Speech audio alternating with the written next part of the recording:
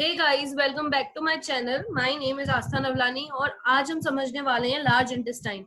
ये वाला जो पार्ट है ये पार्ट 8th है on the chapter of life processes, class 10th। इससे पहले वाले वीडियोस में हमने पढ़ा था about stomach, small intestine, pancreas and liver. And now in this video will cover about large intestine और यहाँ पे हमारा डाइजेस्टिव सिस्टम का पार्ट हम फिनिश कर देंगे in humans. So let's quickly deep drive into the video. तो सबसे पहले ये समझते हैं कि लार्ज इंटेस्टाइन होती क्या है, किस तरीके से फूड एंट्री लेता है। जितना भी फूड एब्जॉर्ब नहीं हो पाया है स्मॉल इंटेस्टाइन के थ्रू, वो मूव करता है पेरिस्टाल्सिस की मदद से लार्ज इंटेस्टाइन की तरफ। लार्ज इंटेस्टाइन को जनरल टर्म्स में हम कोलोन से भी डिनोट करते हैं। कोई भी पैथोलॉजिकल रिपोर्ट आप देखेंगे तो उसमें आप लार्ज इंटेस्टाइन लिखा हुआ नहीं देखते, हम वहाँ पे कोलोन लिखा हुआ देखते हैं, क्योंकि लार्ज इंटेस्टाइन को हम जनरल टर्म्स में कोलोन ही कहते हैं। लार्ज इंटेस्टाइन को हम लार्ज इंटेस्टाइन इसीलिए कहते हैं क्योंकि उसका डायमीटर कंपैरेटिवली काफी ज्यादा होता है स्मॉल इंटेस्टाइन से, which is about 5 centimetre diameter होता है लार्ज इंटेस्टाइन का। वहीं पे स्मॉल इंटेस्टाइन का 2.5 सेंटीमीटर था। ये काफी लेंथ में छोटी होती है स्मॉल इंटेस्टाइन से। It is comparatively very small in length to the small intestine. Small intestine कितने की थी?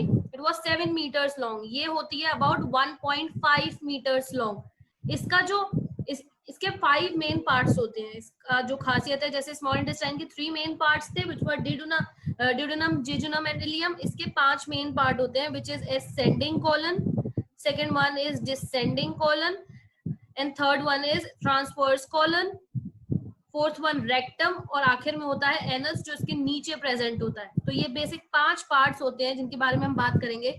एक और ऐसा पार्ट है जिसको हम हाईलाइट करते हैं which is appendix. Vernacular appendix होता है, ये एक वेस्टिजियल ऑर्गन है। ये होता तो है हमारी बॉडी में पर इसका कोई काम नहीं है, इसीलिए हम इसे वेस्टिजियल ऑर्गन कहते हैं। सो असेंडिंग कॉलन वो होती है जो ऊपर जा रही होती है, ट्रांसवर्स होती है जो बीच में प्रेजेंट होती है असेंडिंग और डिसेंडिंग के, फिर descending which moves from upwards to downward towards the rectum and anus. Rectum and anus के पास कुछ ऐसी स्पेशल मसल्स होती हैं जो हमारे फीसेस को बॉडी से एक्सक्रीट आउट करने में हेल्प करती हैं। So now I'll move to the next part. जितना भी वाटर और फूड इंजेस्ट होता है, जो हम खाते हैं, वो सब फूड एक ना एक तरीके से हमारे स्मॉल इंटेस्टाइन में डाइजेस्ट या फिर हम कह सकते हैं एब्जॉर्ब हो जाता है। पर काफी बार वाटर जो होता है वो बच जाता है, वो वाटर आगे चल के लार्ज इंटेस्टाइन में एब्जॉर्ब होता है।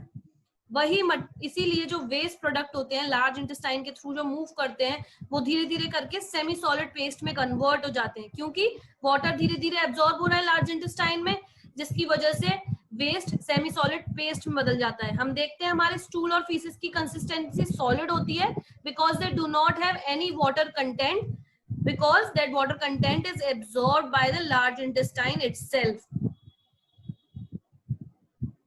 तो मैंने जैसे बता ही दिया आपको, वेस्ट प्रोडक्ट मोर सॉलिड फॉर्म में कन्वर्ट हो जाते हैं क्योंकि वाटर जो था वो एब्जॉर्ब हो गया, या फिर हम कह सकते हैं उसे एब्जॉर्ब कर लिया लार्ज इंटेस्टाइन ने, तो इसीलिए वो सॉलिड में बदल गया। अब पेरिस्टाल्सिस जो होती है वो कंटिन्यूअसली फोर्स करती है उस सेमी सॉलिड वेस्ट को रेक्टम के थ्रू। अब सारे चीजों से पास हो गया, असेंडिंग, डिसेंडिंग और ट्रांसफर से पास होता हुआ वो सेमी सॉलिड वेस्ट रेक्टम में जाती है, जो कि लास्ट सेक्शन है लार्ज इंटेस्टाइन का।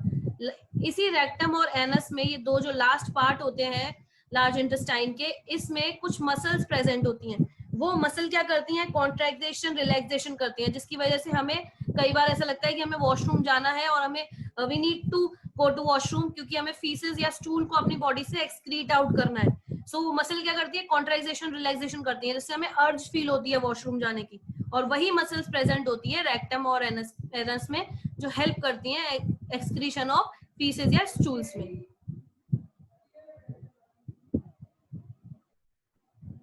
अब हम बैक्टीरिया एंड डाइजेशन की बात करते हैं। आज की वीडियो का this would be the last topic. इसके बाद हम टूथ कैरी और टूथ के बारे में ज्यादा बात करेंगे। बैक्टीरिया, आखिर जब भी हम बैक्टीरिया के बारे में सोचते हैं तो हमारे दिमाग में एक ही चीज आती है, विच इज कि बैक्टीरिया सारे ही बुरे होते हैं। पर नो, हम कभी कभी ये भी सुनते हैं कि हमारी जो स्मॉल इंटेस्टाइन होती है वो घर होती है काफी सारे कीटाणु का, और वही कीटाणु होते हैं जो हमारी मदद करते हैं डाइजेशन में। वो हमेशा हार्मफुल नहीं होते, जरूरी नहीं है if we talk about bacteria it is harmful, no, some of the bacteria have a major and important role in the digestion process. So they are not every time harmful. They must be sometime harmful, but most of the time they are very useful to us. So कुछ bacteria ऐसे भी होते हैं जो बहुत help करते हैं हमारे डाइजेशन प्रोसेस में और इम्पोर्टेंट होते हैं हमारे डाइजेस्टिव सिस्टम के लिए. बैक्टीरिया जो हमारे इंटेस्टाइन में प्रेजेंट होते हैं वो हेल्प करते हैं फूड के डाइजेशन में और प्रोड्यूस करते हैं कुछ विटामिन और इम्पोर्टेंट अमाइनो एसिड्स. अब वो अमाइनो एसिड्स हमारे डीएनए फॉर्मेशन में भी हेल्प करते हैं, तो इनका एक बहुत बड़ा रोल होता है which is production of vitamin and amino acids. Bacteria जो इंटेस्टाइन्स में प्रेजेंट होते हैं वो बहुत ही ज्यादा नेसेसरी होते हैं फॉर द प्रॉपर डाइजेशन. उनका एक डाइजेशन जिस तरीके से एंजाइम्स काम कर रहे थे उसी तरीके से सेम काम करते हैं हमारे बैक्टीरिया भी, और अगर ये ना हो तो हमारा फूड प्रॉपरली डाइजेस्ट नहीं हो पाता है. So bacteria also play a very important role in the digestion process. So this was all about large intestine and the last brief on the end of the digestion in the humans. इसके बाद we'll cover up the tooth. If you like this video, then please hit the thumb button on the screens. Also, if you understood this topic, so please share in all the groups surrounded you. आप अपने WhatsApp group पे share करिए, coaching groups में share करिए, tuitions में share करिए. Also, चाहे तो आप अपने सारे फ्रेंड्स क्लासमेट्स के साथ भी शेयर करिए. Thank you so much for watching my video.